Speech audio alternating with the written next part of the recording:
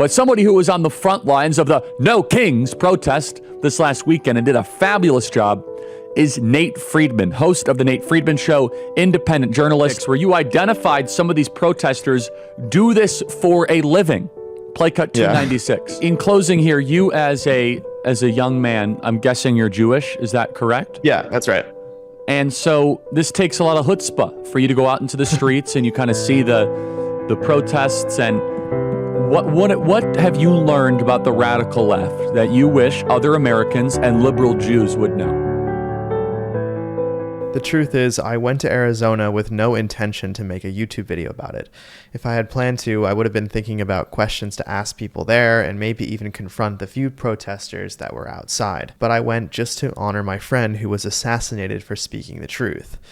The memorial service turned out to be by far and away unlike anything that I've ever experienced in my life, and that's why I'm making a video about it.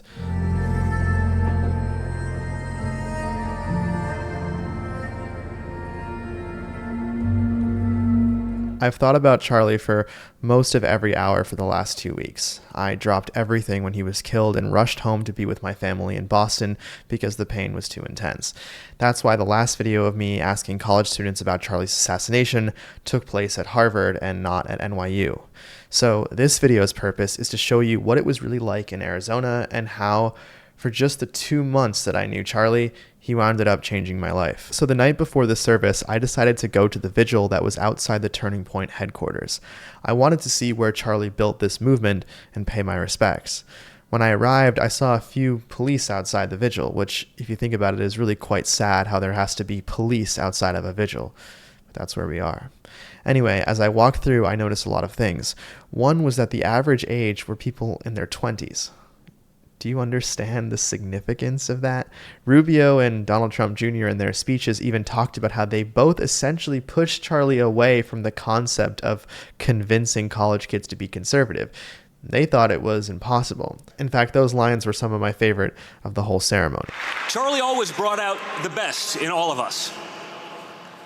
When Charlie first said to me during the 2016 campaign, "Hey, let's start doing events on college campuses," I was like, whoa, seriously? Come on, man. We've given up on that. We're going to let those kids grow up, and we'll get them when they start paying taxes. And I remember thinking back then, I'm going to admit to you guys, I was a little skeptical. I said, college campuses, you're going to do that? Why don't you start somewhere easier, like, for example, communist Cuba, you know? Charlie did the impossible, and this isn't about whether you agree or disagree with his mission to convince young people to vote on the right. It's about the sheer grit and will to believe in yourself and your mission despite some of the most powerful and intelligent people in the world telling you that it's impossible, and then going out and doing it. The second thing I noticed was how quiet it was. Everyone was so respectful, which is a microcosm of how there hasn't been any riots across the country about people's favorite content creator being assassinated at 31 years old. Instead, people are just respectfully honoring a great patriot. Now, I'm just going to let some of these videos play without sound so you can truly feel what it was like to be at the vigil, and just look at how many families are there too.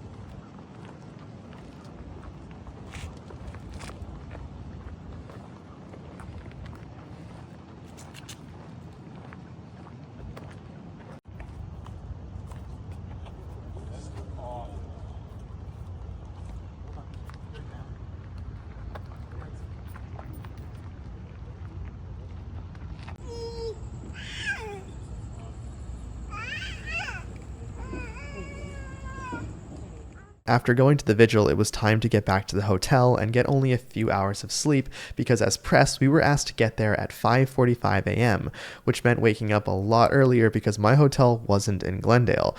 The hotels in the area around the stadium had essentially been sold out for Charlie's service, which is just the first visual I'll mention of the sheer impact that this man had. I woke up at 3:45 a.m., allowing for more than a few things to go wrong with the travel and still get there by 5:45 a.m. I was wrong. The morning started with an Uber notification that said all drivers are busy right now. And I was in downtown Phoenix, just 20 miles away. So I went on Lyft and it loaded for like 10 minutes, but I was lucky enough to find someone.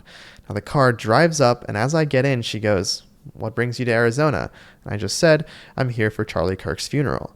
Her response, "Oh no, a Trump supporter." And I just responded, "First one of the day?" And she goes, "Yeah, looks like it." What a wild thing to say to someone going to a funeral. She goes on to tell me how racist Charlie Kirk was and how something like this was bound to happen because of how hateful he was. Now, normally I would have hit record, but as I said in the beginning, I really didn't plan on making a YouTube video. In this case, I just thought I would be getting a lift to my friend's funeral. I didn't think I would be on the verge of debating at 4 a.m. So I ignored her and things stayed silent for a little bit, and she kind of smiles and says, "You know, I didn't like the guy, but this traffic is crazier than when Taylor Swift had a concert here.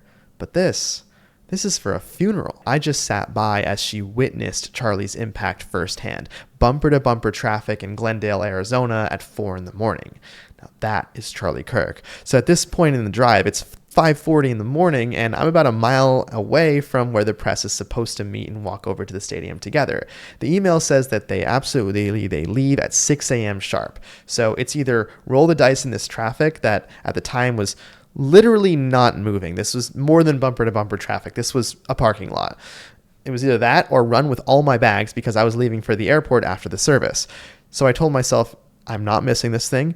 I got out and just ran along the side of the stopped cars and got there just before 6 a.m. I also saw many other families get out of their cars and just walk the rest of the way too because again, the cars were not moving. When I finally got to the press staging area just in time, I didn't expect this many people. Granted, I don't think I've ever attended an event as a member of the press, but this clip that you're watching here is just the press going to the stadium. This is not general admission, VIPs, or anything else. This is just press. So I was quickly getting acclimated by how historic this ceremony was going to be. Next, we get to our first checkpoint, and I can't show this, but we have to put all of our bags on the ground, and every bit of press equipment was analyzed to the max. Cameras, stands, you name it. This was the type of energy that I was really hoping to see because, well, this was the entire administration under one roof, and yeah, they were not taking any chances. This place was locked down. It felt akin to inauguration. I did go to inauguration, not as press, but I did overhear some members of the press being like, this is more security, actually, than inauguration. After all of our bags got checked, I look across the parking lot and I see general admission. It's a line like nothing I've seen before, not in any movie even. It's a sight I will never forget. Imagine it being 6 a.m. in Glendale, Arizona, and you look out and see 100,000 people lining up. Charlie's right hand said that it was even close to 300,000 people. Now, it was this mixture of, well, of course there's this many people in honor to support Charlie, but then this utter disbelief that we couldn't talk to Charlie about it. After waiting in line for the second checkpoint, I had finally made it inside the stadium. Walking in, it felt more like a celebration of life than a funeral because you see thousands of people pour into this stadium, not wearing all black, but wearing MAGA hats and Turning Point merch. But on the screens, you see Remembering Charlie Kirk, and the dates are not nearly far apart enough. The entire previous 10 days before the funeral was just about complete disbelief that he was gone. But by the end of the day, I finally said goodbye to Charlie, and you'll see why that was the case for me and many others at the end of the video. Now, around the stadium, you could see pictures of Charlie with his wife and kids. I had two favorite photos. One was this one because, well, just look at Charlie. His brain was like this. When you talk to him, he'd already know what you were going to say that you started to wonder, why am I even still talking? But the point is, he was thinking harder and faster than you were, so for him to close his eyes like this, only love could do that. Then, of course, this photo, because you can just see how happy he is. People are remembering Charlie just by the debates he did, but I encourage you to remember him for photos like this too. Just watch this clip and you will. I can tell you I'm super blessed. I have the best wife in the world. We have an amazing life. Building a family is the coolest thing ever. And my prayer for all of you is that you one day can do that. That's so cute. It's honestly the most joyful thing. And I've had some pretty amazing experiences. I've been very, very blessed. Very lucky, you could say, but very blessed is the word I would use. And the greatest joy I've ever had is coming home to my little daughter running up to my leg. There's nothing that even comes close to it. Not flying on Air Force One, not meeting with presidents. That's all that pales in comparison to your little girl coming up and squeezing your leg. For millions of people in the country, they didn't want Charlie to have that. It wasn't just Tyler that helped pull the trigger. It was the ideology that's perpetuated on college campuses and across legacy media that violence is acceptable. Now, when I asked Harvard kids, about 32% of their peers believing that violence is acceptable to prevent someone from speaking on campus, many were surprised it wasn't higher than that. There was like 32% of Harvard students surveyed that it's acceptable to use violence to prevent someone from speaking on campus. Does that surprise you? I thought it'd be like maybe a little bit higher. Oh, higher. I feel like Harvard's quite liberal. He basically just said that the more left-wing you are, the more violent you are. By going, it doesn't surprise me, Harvard is pretty liberal. Now just think about how crazy that is, that our top university, a third of the students there believe it's okay to hurt people you disagree with. So now I'm walking into the press area on the floor of the stadium at 8:03 a.m. and I see these people already seated, and I just know that they must have been waiting outside since practically last night to already be in the stadium. I just smiled at all of them because they too dropped everything and were here to honor Charlie. When I got there, I was offered to be on a panel by NTD, the same news station that interviewed me about the paid protests that I've investigated. Besides being on his show, you actually shared a meal with him, and you've also said before he seemed wiser beyond his years. Talk to us about that.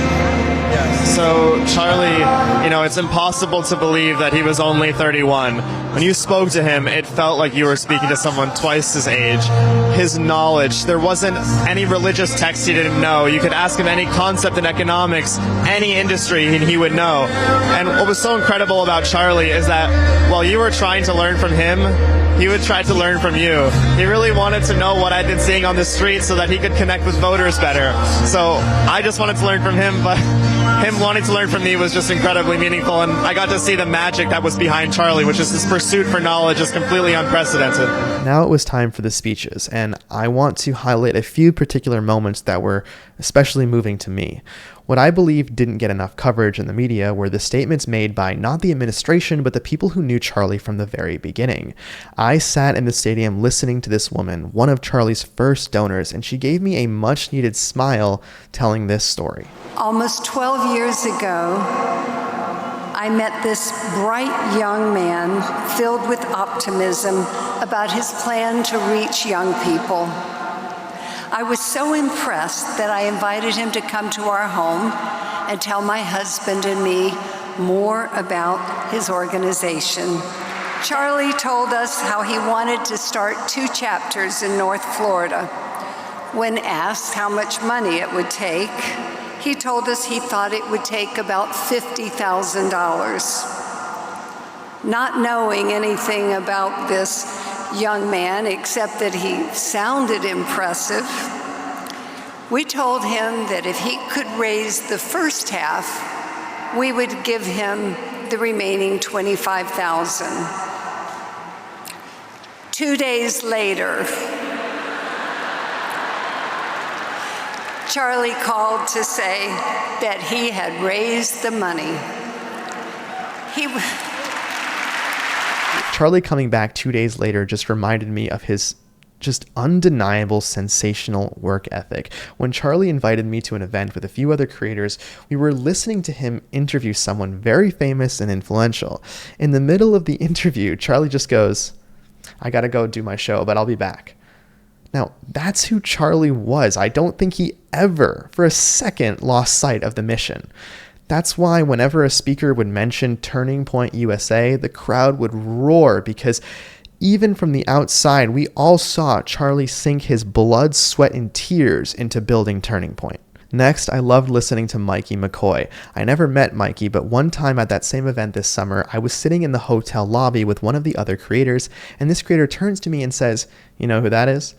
I said, "No, sorry, who is that?" He said, "That's Mikey McCoy, Charlie's chief of staff. When you see him, that means Charlie's only a few minutes away. They're always together." Mikey in his speech shared how he met his wife building Turning Point with Charlie. The first time I met Charlie was when I was driving him and his then girlfriend Erika to the airport after he had spoken at my father's church.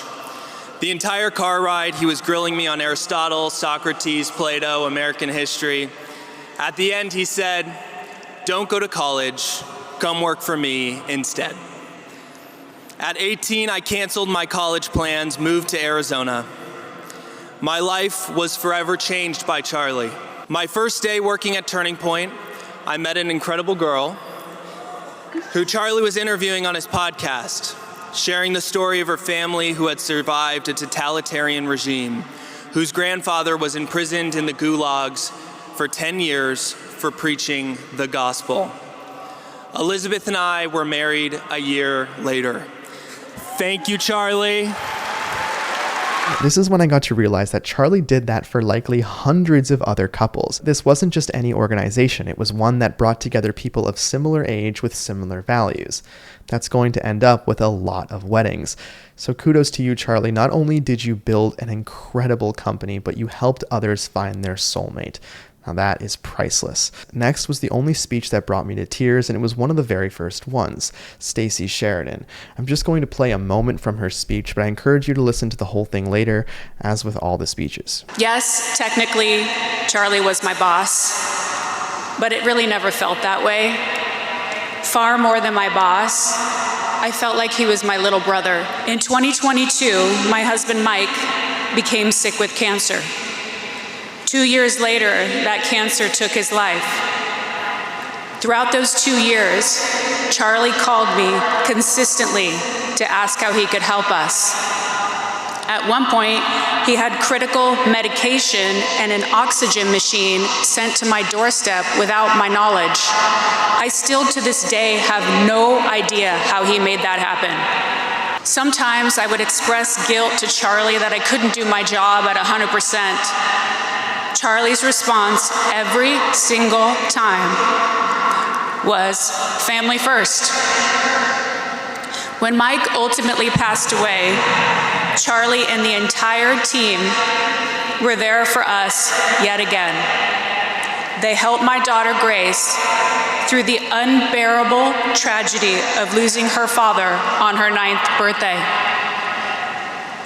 But Charlie's help didn't stop there. This January, I lost my home in the Pacific Palisades fire. Charlie's response was very clear and very direct.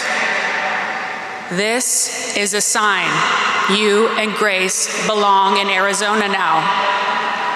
Erika, Grace and I will support you and your babies the way you and Charlie were there for us in our darkest days. Charlie, we will miss your words of wisdom, your high-pitched laugh, it was kind of awkward, and the way your voice would always soften when you spoke to Erika and your children. And I promise we're going to make TPUSA so big that it reaches you in heaven. I imagine you can see why that one hit the hardest. Next up, I loved hearing Charlie's producer, Andrew Colvett. I didn't know Andrew well, but he was the guy that I briefly talked to before going on Charlie's show. He told me to send in my favorite moments and he was just on top of everything. And listen to what he reveals about Charlie here. He read every single email you all sent to him.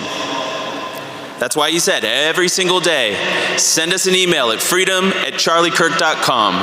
Send us your thoughts. If you agree, you disagree, and we want you to keep sending us those emails. And this is a true story. At the end of every show, I had a little ritual of my own. I would go into the sent folder of freedom@charliekirk.com. And sure enough, every single show, I would find debates that he was having with his audience that disagreed on some minor point. There'd be email chains, 6 or 7 emails long, all while Charlie Kirk was hosting his own show. It's truly remarkable. You can see that with Charlie. None of what he did was an act. Over the course of those 2 days where I learned from Charlie in person, he'd always talk about the marketplace of ideas. He won in the marketplace of ideas, and that's why he was shot, because nobody could beat him in a debate.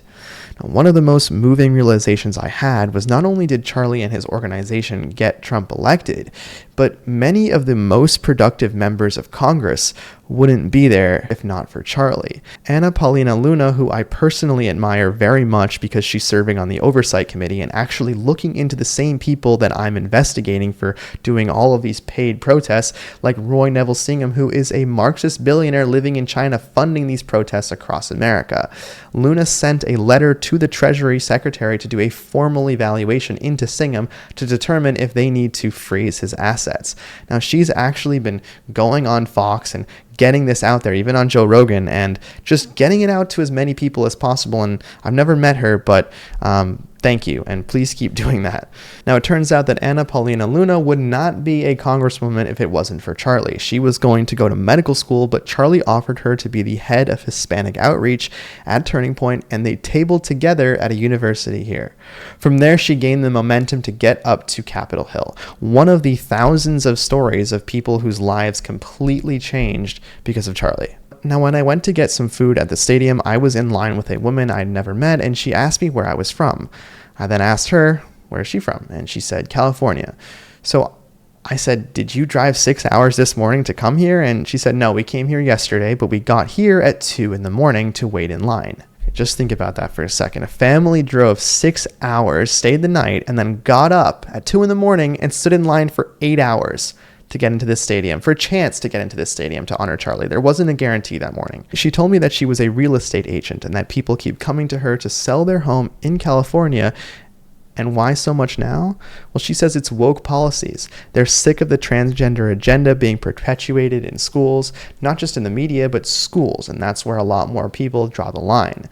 Now, she's on the front lines hearing that information straight from the horse's mouth, and she was at the service because she knew Charlie was fighting for her family's values. Something so beautiful that Turning Point did for this memorial is that they would play a little video of moments that the next speaker had with Charlie. They were pictures one after another, but it geared the audience up for who was up next.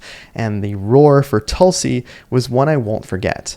Now, there was a roar for many others, but the Tulsi one hit me most because she used to be on the left, and this audience of all people knew that, but they embraced it. Tulsi was debating Kamala in the primary, then she was put on the TSA watch list under the previous administration, and now she's the director of national intelligence. You talk about a comeback. And now for the moment that many of us traveled across the country to bear witness to. Erika Kirk. She was about to give the speech that would echo for eternity. 100 million people tuned in across the globe to hear Erika talk about her beloved Charlie. Everything about this speech was memorable, but what will be burned into my mind is how long Erika took to get to the podium. That bulletproof glass surrounding the podium of an indoor event after it already had intense security because the worst evil walks among us. But the way that she looked up, remembering Charlie, and knowing full well that this would be one of the biggest speeches of all time, was just incredible to even be in that same room.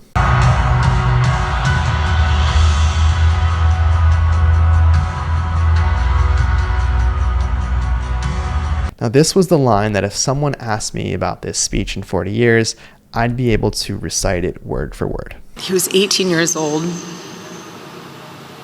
a man barely out of high school, running around the halls of the RNC without $1 in his pocket and a single contact in his phone.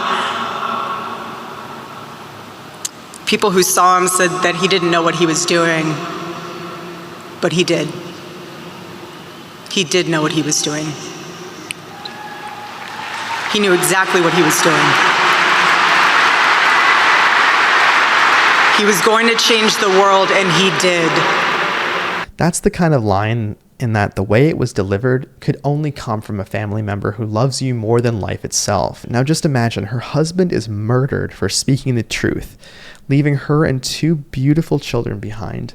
And then within 11 days, the board elects her to be the CEO to carry out Charlie's and her vision.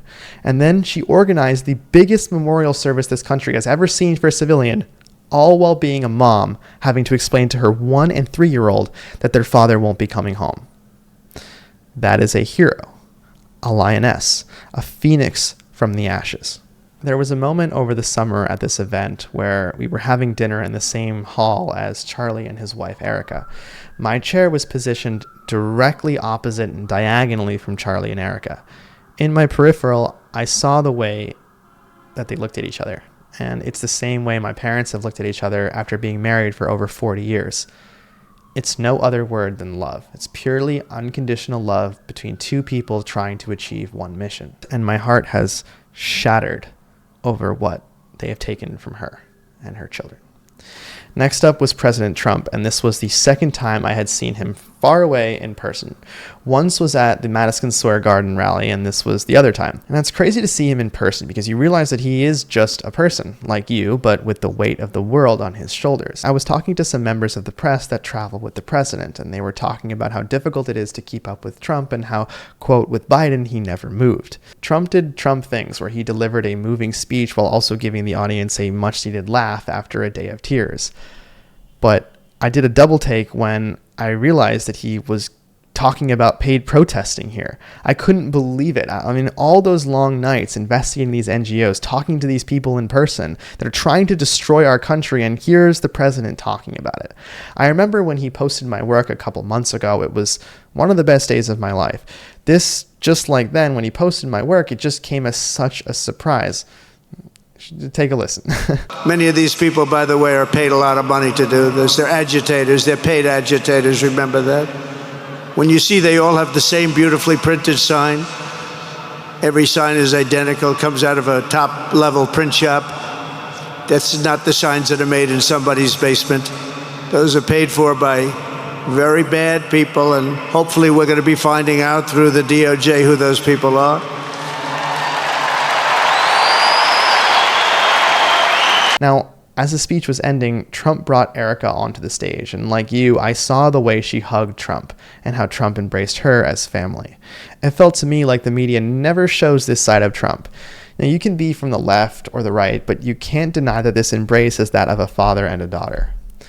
Now, I don't know anything about Erika and Trump's relationship. I only saw this hug, and I just sat there hoping that it gave Erika a little bit of solace after the hardest 11 days of her life. That a sitting U.S. president gave the eulogy to her husband, who was only 31, and that Trump, along with his administration, will look after her.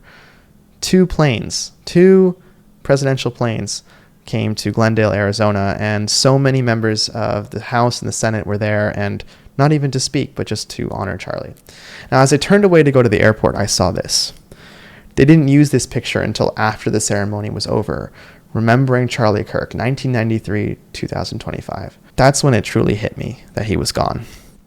I had been denying it for the last 2 weeks, every day waking up and thinking that I'll see a new Charlie video or see him at the next event. As I walked the steps out of the stadium, I said goodbye to my friend, knowing that the world would never be the same again. It hurt in 2 ways. One was because he was becoming a mentor to me, and 2, because I genuinely believe he was the greatest soldier for Western culture. Maybe it all occurred to me then because it was like conditioning. It was so many speakers coming up that knew Charlie much better than, of course, I ever will, but saying that he's gone, you hear it enough times and you start to believe it. Finally, at the airport, seeing the Turning Point hats and signs was one last reminder that people traveled the world to honor Charlie. I will miss you, Charlie. No one can even get close to filling your shoes. But we know what your mission was, and all we can do is fight it in our own way now.